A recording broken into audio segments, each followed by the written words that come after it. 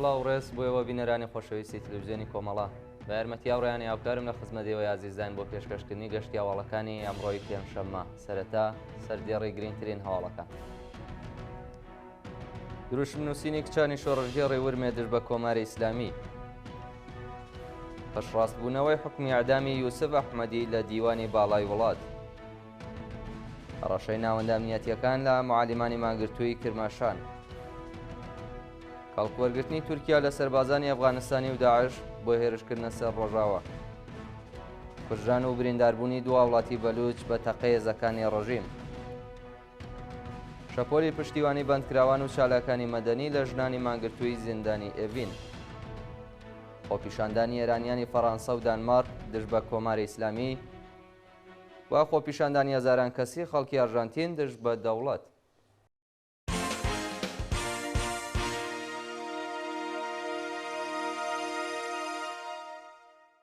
درێژەی هەواڵەکان. دروشمنووسینی کچانی شۆڕژگەڕی ورمێ دژ بە کۆماری ئیسلامی. بە پێی هەواڵی گەیشتوو شەوی چوارشەممە چوارێ ڕێبەندانی 1402 هەتاوی کۆمەڵک لە کچان و کوڕانی شۆڕژگەری شاری ورمێ دیواری ئەو شارەیان بە دروشمەکانی دژە حکوومەت نەخشاندووە. بە پێی وێنەوەی دویانەی بەدەستمان گەیشتووە پاش لە سێدارەدانی محەممەد قۆبادلو و فەرهاد سەلیمی لەلایەن ڕژیمەوە شەپۆلێک لە ناڕەزایەتی کۆمەڵگای گرتووەتەوە. شەوی چوارشەممە کچان و کوڕانی ئازادی خواز و بەرابەری تەڵەبی ورمێ دیواری شارەکەیان بە دروشمەکانی مەرگ بۆ کۆماری پەت و سێدارە، مەرگ بۆ خامنەیی، مەرگونەمان بۆ سپایی و ژن ئازادی نەخشاندووە. پشڕاستبوونەوەی حکمی ئەعدامی یوسف ئەحمەدی لە دیوانی باڵای وڵات. بە پێی راپۆرتی ناوەندەکانی مافی مرۆڤ لە قەیسینەوەی دیوانی باڵای وڵات حکمی ئەعدامی یوسف ئەحمەدی بەندکراوی سیاسی خەڵکی بانەیی پشتڕاست کردوێتەوە. پاش 3 ساڵ و 4 مانگ بەندکران لە زیندانی سنای یوسف ئەحمەدی لەلایەن لقیەکی دادگای ئینقلابی ئەو شارە بە سەرۆکایەتی قازی سەعیدی بە تۆمەتی شەڕی چەکداری دژی نیزام بە ئیعدام مەحکوم و 3 بەندکراوی سیاسی هاودۆسیەی بە ناوەکانی محەممەد کەریمی، محەممەد فەیزی و باست کەریمی بە تۆمەتی هاوکاری لە شەڕی چەکداری دژ بە ڕژیم سەرجەم بە 65 ساڵ زیندان سەزا دراون. ئەو چوار هاوڵاتیە سەرەتای مانگی گوڵانی ساڵی 99 هەتاوی هاوکات لەگەڵ شەپۆلی بەندکرانی هاوڵاتیانی بانەیی بەبێ بەڵگەی قەزایی بە تۆمەتی هاوکاری لەگەڵ یەکێک لە حزبە نایارەکانی ڕژیم دەست بەسەر و پاژە شکنجە و وەرگرتنی ئاعترافی ئەجباری ڕەوانەی زیندانی سنەکرا. هەڕەشەی ناوەندە ئەمنیەتیەکان لە معالیمانی مانگرتووی کرماشان. یەک هەفتە پاش دەستپێکی ماگرتنی مامۆستایانی کۆلێژی هونەرە جوانەکانی کرماشان بەرپرسانی ئامۆزش و پەروەرش و ناوەندە ئەمنیەتیەکان هەڕەشەی دەرکردنیان لە مانگرتووان کردووە. بە پێی زانیاریەکان مامۆستایانی کۆلێژی هونەرە جوانەکانی کرماشان لە یەک هەفتە لەوە بەرەوە لە ناڕەزایەتی بە نەدانی حەقدەست و مەزایە دواخراوەکانیان کلاسەکانی دەرسیان داخستووە و دەستیان لە کار کێشایەوە. معالیمانی مانگرتووە هەروەها خوازیاری چوونەسەرەوەی 30% ئاستی حەقدەست و دابینکردنی بیمە و ئەمنیەتی پیشەیی و قوتابیانیش بۆ پشتیوانی لە معالیمان پەیوەست بەو مانگرتنە بوون و لە بلا تەکلیفیدا ماونەتەوە. ئەوە لە حاڵێکدایە کە بەرپرسانی ئامۆزش و پەروەرشی کرماشان لە جیاتی جێبەجێکردنی داخوازی معالیمان هەڕەشەی لەسەر کار دەرکردنیان لە مامۆستایانی ناڕازی کردووە. برینداربوونی کۆڵبەرێک لە سنووری بانە. شەوی سێشەممە 3 ڕێبەندان کۆڵبەرێکی خەڵکی مەریوان بە تەقەیەزەکانی ڕژیم لە سنووری ئەنگەژاڵی بانە بریندار کرا. بە پێی راپۆرتی کۆڵبەر نیوز شەوی سێشەممە کۆمەڵە کۆڵبەر کەوتونەتە بۆ سێزەکانی ڕژیم و ڕاستەوخۆ تەقەیان لێکراوە. لە ئاکامی ئەو هێرشەدا کۆڵبەرێکی خەڵکی مەریوان بە ناوی ئاراس پاژنامنا دیار بە فیشێکی ساسمەی بە سەختی بریندار و ڕەوانەی نەخۆشخانە کرا. مەترسی لە سێدارەدانی 3 بەندکراوی کورد لە زیندانی قزل حەسار. بە دوای لە سێدارەدانی فەرهاد سەلیمی لە زیندانی قزل حەساری کەرەج 3 هاودۆسیەی دیکەی ئەم زیندانیە مەسەبیە، ئەنوەر خزری، خسرە و بەشارەت و کامران شێخە مەترسی لە سێدارەدانیان لەسەرە و ئەگەری هەیە لە داهاتوێکی نزیکدا ئیعدام بکرێن. ئەم 3 زیندانیە لە ڕۆژی سێزەی بەفرامبارەوە وەک ناڕەزایەتی لە ئاز لە سێدارەدانی داود عەبدوڵڵاهی هاودۆسیەیان و مەترسی لە سێدارەدانی خۆیان مانیان لە خواردن گرتووە. ڕۆژی سێشەمە سێ ڕێبەندان فەرهاد سەلیمی لە 20مین ڕۆژی مانگرتندا بەبێ ڕەچاوکردنی مافی دوا دیدار لەگەڵ بنەماڵە لە زیندانی قسەل حەساری کەرەج لە سێدارەدرا. بە گوێرەی وێنانەی لە تەرمی فەرهاد سەلیمی لە تۆڕە کۆمەڵایەتیەکاندا بڵاوکراوەتەوە، ئاسەواری ئەشکەنجە و لێدانی پێش لە سێدارەدان بەسەر جەستەیەوە ماوەتەوە.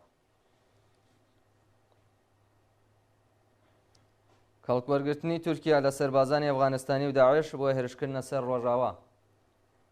بە پێی راپۆرتی فۆرات نیوز، کۆمەڵێک لە سەربازانی پێشووی ئەرتەشی ئەفغانستان و هەروەها ئەندامانی داعش کە مافی پەنابەرێتیان لە تورکیا وەرگرتووە لەلایەن دەوڵەتی تورکەوە ڕێکخراون و ڕەوانەی ڕۆژاوای کوردستان دەکرێن. بە پێی راپۆرتە سەربازانی ئەفغانستانی و ئەندامانی داعش سەرەتا بۆ بنکەیەکی نظامی لە ئەرزەڕۆم لە باکووری کوردستان دەنێرجێن، دواتر لە پایگایەکی ئەرتەشی تورکیا لە ڕۆژاوای کوردستان جێگیر دەکرێن و هەناردەی بەرەکانی شەڕ لەگەڵ هێزەکانی سووریای دموکراتیک و یەپەگە و یەپەژە دەکرێن. بە پێی ئامارەکان تەنیا لە ساڵی 2023 زاینیدا زیاتر لە 2,297,000 پەنابەری ئەفغانستانی و پاکستانی لە ئێرانەوە دەربازی نێوخاکی تورکیا بوون. بەشێکی زۆریان دیپۆرتی وڵاتەکانیان کراون، بەڵام وەزارەتی بەرگری تورکیا ئەندامانی تورکی ئەرتەشی پێشووی ئەفغانستان و ئەندامانی ئەفغانستانی گروپی داعشی وەرگرتووە و ڕاهێنانیان پێدەکات. ناڕەزایەتی دانیشتوانی دڵفان دژبە لە ناوبردنی ژینگە. ڕۆژی چوارشەمە چواری ڕێبەندان دانیشتوانی گوندی حەسەناوای دڵفان لە پارێزگای لۆڕستان لە ئاستامەزراندنی کارخانەی نەساجی لەو ناوچەیە ناڕەزایەتیان دەربڕی، بەڵام هێزەکانی ڕژەمێرشیان کردە سەریان و دووخۆ پێشاندەری بە ساڵەت و بریندار و ڕەوانەی نەخۆشخانە کرا.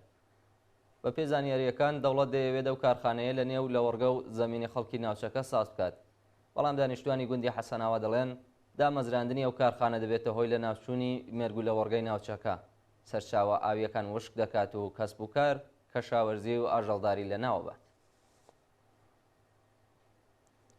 کوژران و برینداربوونی دوو وڵاتی بەلوچ بە تەقێزەکانی ڕژیم. شەوی چوارشەمە چواری ڕێبەندان دوو شارۆمەندی بەلوچ لە نزیک بازگەی پشکنینی سەراوانراونەتە بەر دەستڕێژی گولە و لە ئاکامی و هێرشەدا.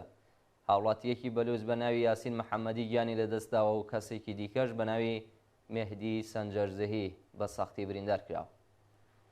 بە پێی راپۆرتی ڕێکخراوی حاڵوەش دەوروبەر ساعت 7 شەوی چوارشەمە هێزە لیباش شەخسیەکانی ڕژیم لە بازگەی پشکنینی سەراوان هێرشیان کردوتە سەر ئۆتۆمبیلی دوو شارۆمەندی بەلوچ بە بێ ئاگادارکردنەوەی پێشوەخت ڕاستەخۆ تەقیان لێکردوون. لە ئەنجامی و تەقەکردنەدا شارۆمەندێکی بەلوچ بە ناوی یاسین محەممەدی دەست بە جێگیانی لەدەستاوە و هاوڕێکەی بە ناوی مێهدی سەنجەرزەهی بە سەختی بریندار بووە. جێگەی ئاماژەیە کە یاسین پێشتر لەلایەن ئیدارەی اطلاعاتەوە بانکێش کرابوو، بەڵام هیچ کات سەردانیە و ناوەندە ئەمنیەتیەی نەکردم.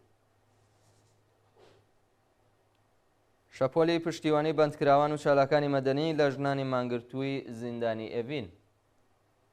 ڕۆژی چوارشەمە چواری ڕێبەندانی 1402 تاوی مێهدی ڕاحی، زەردەژ ئەحمەدی ڕاغب، ڕەزا سەلمانزادە، فاتمە گۆرابی دایکی زۆهرە سەرو و ڕەزا محەممەد حسێنی بەندکراوی سیاسی ڕاگیراو لە زیندانی ئێڤین پەیوەستبوونی خۆیان بە مانگرتنی 61 بەندکراوی ژنیە و زیندانە دژ بە ئەعدام ڕاگەیاندووە.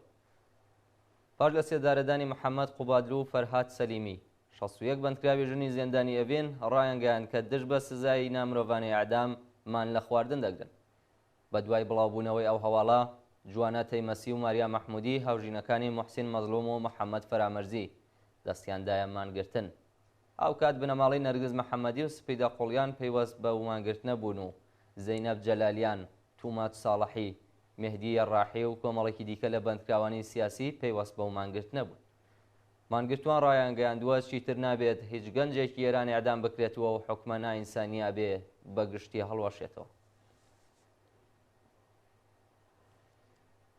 پۆلۆمکردنی 5 یەکەی سنفی لە چابەهار. کەمپێنی چالاکانی بەلوچ ڕۆژی چوارشەمە چواری ڕێبەندان ڕایانگەیاند. سەرۆکی ئیدارەی تەعاون کار و ڕێفاهی کۆمەڵایەتی خاش فەرمانی بە پلۆمکردنی 5 یەکەی سنفیە و شارەداوە. بە پێی زانیاریەکانی ئیدارەی تەعاون کار و ڕێفاهی کۆمەڵایەتی چەندین گەشتی چاودێری و پشکنینی یەکە سنفیەکانی لە پارێزگای سیستان و بەلوچستان دامەزراندووە تاکو هیچ ناوەندێکی کەسب و کار پەنابەرانی ئەفغانستانی و پاکستانی بەکار نەهێنێت. ڕۆژی چوارشەمە 5 یەکەی سنفی بە بیانووی دامەزراندنی شارۆمەندانی ئەفغانستانی پلۆم کراون و هەڕەشە لە یەکەکانی وەبەرهێنان و دوکاندارانی سەرانسەری ئەو پارێزگایە کراوە کە ئەگەر دەیانەوێت هێزی کاری بیانی وەربگرن ئەبێ کەسانێک دامەزرێنن کە مۆڵەتی کاریان هەیە. خۆپیشاندانی ئێرانیانی فەڕەنسا و دانمارک دژ بە کۆماری ئیسلامی. ڕۆژی چوارشەممە چواری ڕێبەندان کۆمەڵک لە ئێرانیانی دانیشتووی فەڕەنسا و دانمارک لە بەردەم سەفارەتخانەکانی کۆماری ئیسلامی کۆبوونەوە. بە پێی راپۆرتەکان ئێرانیانی ئازادیخوازی دانیشتووی وڵاتانی فەڕەنسا و دانمارک بە کۆبوونەوە لە بەردەم باڵوێزخانەکانی کۆماری ئیسلامی لە شارەکانی پاریس و کۆپنهاگن خوازیاری ڕاگررتنی سزای ئەعدام و سزادانی بەرپرسانی قەزایی و ئەمنیەتی ڕژیم بە تۆمەتی جەنایەت دژی مرۆڤایەتی بوون. بەشداربووان بە بەدەستەوەگرتنی وێنەی قوربانیانی سەرکوتی ڕژیم دژ بە بەرپرسانی کۆماری ئیسلامی دروشمیان بەرز کردوتەوە. خۆپیشاندانی هەزاران کەسی خەڵکی ئارژانتین دژ بە دەوڵەت. هەزاران نایاری دەوڵەتی پۆپۆلیستی ئارژانتین ڕۆژی چوارشەممە چواری ڕێبەندان لە چەند شاری وڵاتە ڕژانە سەر شەقام و گەورەترین مانگرتنی سەراسەریان دژ بە سیاسەتەکانی خاوێر میلی ڕاگەیاند. بە پێی زانیاریەکان خاوێر میلی مانگی دێسامبری 2023 بوو بە سەرۆکۆماری ئارژانتین و بەڵێنیدا کێشە ئابوووریەکانی وڵاتە چارەسەر بکات. بەڵام لەو کاتەوە کۆمەڵک سیاسەتی تۆندڕەوانەی گرتووەتە بەر و ناڕازایەتی بەرینی خەڵکی لێکەوتوێتەوە. خاویر میلی اختیاراتی خۆی زیاد کردووە و سیاسەتی خصوصی سازی گرتووەتە بەر، هەروەها هەزینەکانی کەم کردوێتەوە و 9 وەزارەتخانەی وەکو پەروەردە ژینگە و ژنانی داخستووە. بەهۆی بڕیارەکانی دەوڵەت بەهای پزۆ واحدی دراوی ئەو وڵاتە بە ڕێژەی 50% دابەزیوە و نرخی هەڵاوسانی ساڵانە بۆ 211% هەڵکشاوە. ڕۆژی ڕابردوو قوتابیان، خوێندکاران، کرێکاران، کارمەندان و هەزاران شارۆمەندی دیکە لە چەند شاری گەورەی وڵاتە مانیان گرت و لەسەر شەقامەکان خۆپیشاندانیان بەڕێوە برد بە جۆرێک کە گەشتی فڕۆکەخانەکان ڕایگیرە. دوایین هەواڵمان سەبارەتە بە دوایین گۆڕانکاریەکانی شەڕی نێوان حەماس و ئیسرائیل. ڕۆژی چوارشەممە چواری ڕێبەندان ئەرتەشی ئیسرائیل ناوەندی خان یونسی بە چڕی بردومان کرد و بە پێی زانیاریەکان زیاتر لە 200 فەلەستینی گیانیان لەدەستداوە. هەروەها چەند بار هەڵگری چەک و چۆڵی هەناردەی کۆماری ئیسلامی لە سنووری سووریا کراوەتە ئامانج لە ناوچووە. بە وتەی نەتەوە یەکگرتووەکان فڕۆکەکانی ئیسرائیل دەفتەریە و ڕێکخراوەیان لە حاڵێکدا سەدان ئاوارەی فەلەستینی تێدا پەنایان گرتبوو کردووەتە ئامانج کە بەهۆیەوە چەندین ئەندامی و ڕێکخراوە و دایان فەلەستینی گیانیان لەدەستداوە. لەلایەکی دیکەوە چەند بار هەڵگری پڕ لە چەک و چۆڵی کۆماری ئیسلامی کە بە هاوکاری یەگانی 4400 بە فەرماندەیی حاسفادی سەرۆکی هاوکاری و گەشەپێدانی نظامی حیزبوڵای لوبنان و شەهریاری فەرماندەی یەگانی 109 سپای قودس لە ڕێگەی ئەبوو کەماڵەوە بۆ حیزبوڵڵا هەناردەکرابوو لەلایەن فڕۆکەکانی ئیسرائیلەوە کراوەتە ئامانج و بە تەواوی لە ناوچووە. بینەرانی خۆشەویست، گەشتی هەواڵەکانتان پێشکەش کرا، هەر شاد و کامەران.